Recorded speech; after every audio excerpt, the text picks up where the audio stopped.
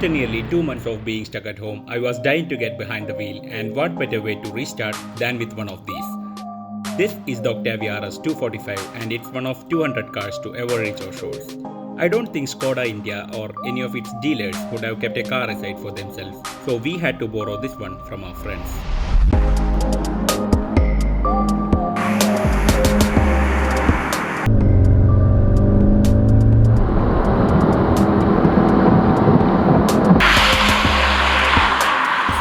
And we also got an RS230 for good measure.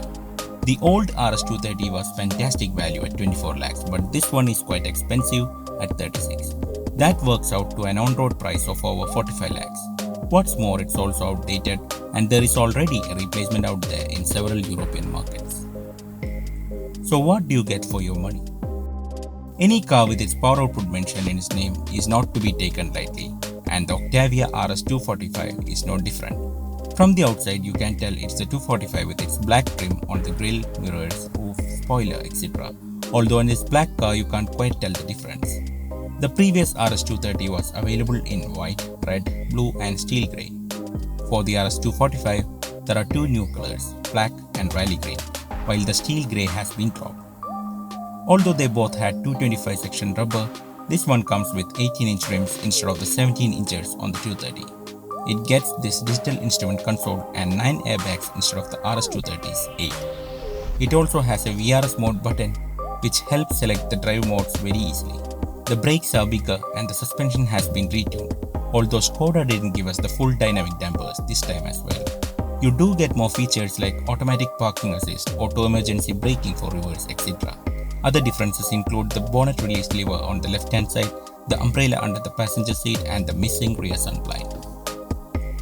The engine is the famed E8 plate motor from VW, used in several Audi and Porsche cars, and here it puts out 242 brake horsepower and 370 Nm, compared to the RS230's 227 brake horsepower and 350 Nm. The engine gets the same IS20 turbo, but has some minor modifications in the piping and oil lines. It has a different engine cover, and underneath it has slightly different intake manifold with longer runners compared to the RS230. The biggest difference is the new 7-speed DQ381 gearbox compared to the RS230's 6-speed DQ250. Pulling away from 3000 rpm, there is so much response. It keeps gathering speed and the suspension is so good you don't notice it. The engine is torquey and surprisingly ready for a turbocharged unit. In this sport setting, it sounds good inside the cabin, which is probably fake noise. It almost sounds like an Audi 5-cylinder. Can you tell the extra 15 horsepower it has over the 230? Maybe not. What you can tell is how much nicer the 7-speed gearbox is. It's more eager to change gears, and if you give it a bit of throttle, it will skip down a couple of gears and fire you into the distance. Now this has a trick electronically controlled differential that Volkswagen calls BAQ.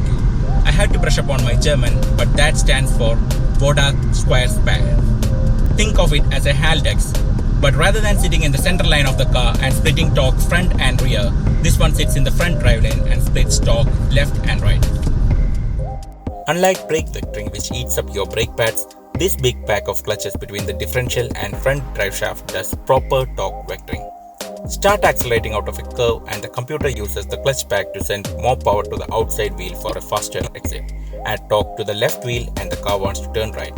Add torque to the right and the car turns left. That lets you rotate the car using power. It doesn't feel like a front wheel driven car in the corners. Yes, it understeers on the limit, but within that it feels agile and ready to rotate. On a winding road, very little will be able to keep up with this. The suspension is retuned for the RS245 and they have struck a good balance between ride and handling. Even on this 18-inch setup, it feels very comfortable but with a hint of firmness. Still, we wish that the dynamic dampers were part of the equipment list. The braking is progressive and strong, the pedal feels great and there is very little fade.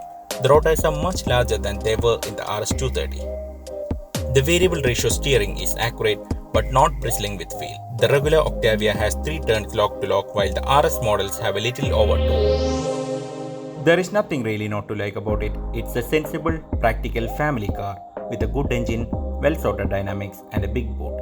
Had it been 5 lakhs cheaper, it would have been terrific, but for how it makes you feel from behind the wheel, the RS245 is one of those unparalleled motoring moments.